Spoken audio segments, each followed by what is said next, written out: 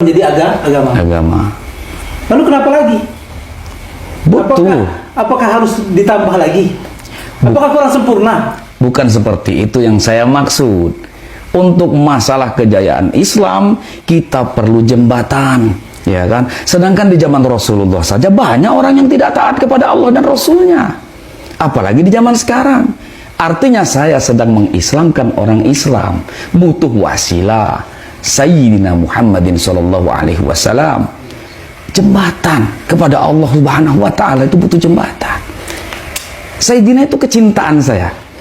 Anda pasti punya kecintaan kepada bapaknya. Anda pasti punya kecintaan. Begitu banyak orang yang hari ini tersesat kan.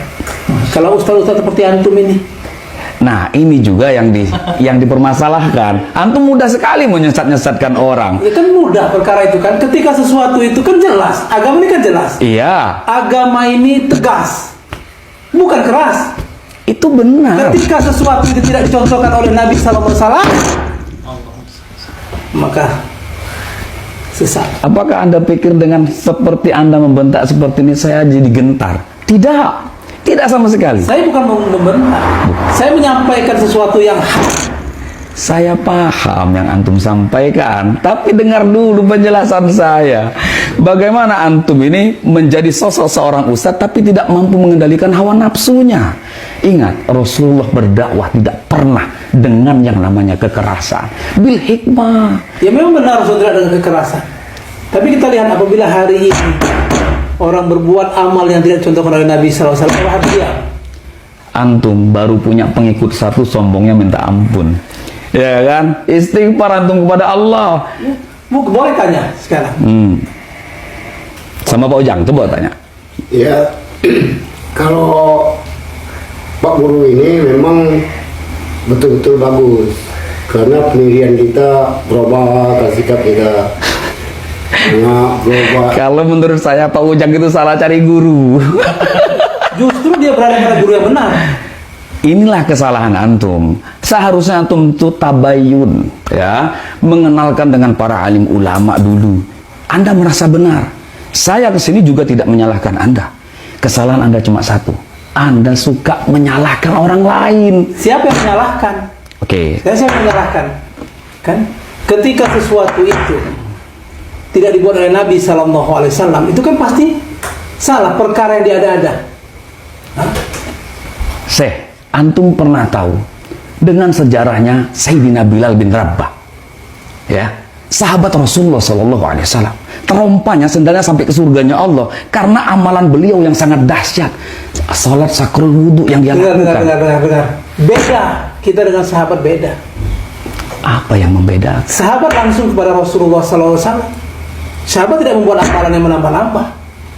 Sementara kita tidak melihat baginda Rasulullah SAW. Banyak hari ini orang beramal tidak dicontoh oleh Nabi SAW. Kalau antum punya murid yang banyak, berapa banyak murid yang tersesat? Nah, ini kesalahan antum. Semudah sekali untuk menyesatkan orang, mengkafir-kafirkan orang lain. Itulah letak kesalahannya. Saya tidak mengkafirkan maupun menyalahkan. Namun kan ini kan kemungkaran. Sekarang saya tebak. Kemungkaran. Sekarang saya tebak. Kemungkaran. Dengar. Antum sudah terbawa emosi. Sabar, seorang dai masa emosian? Saya tidak emosi.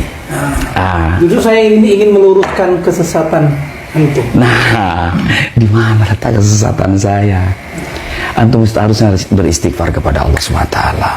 Antum yang beristighfar, bukan saya. Innamal mu'minuna ikhwatun. Antum tahu dalil ini? Kita ini bersaudara.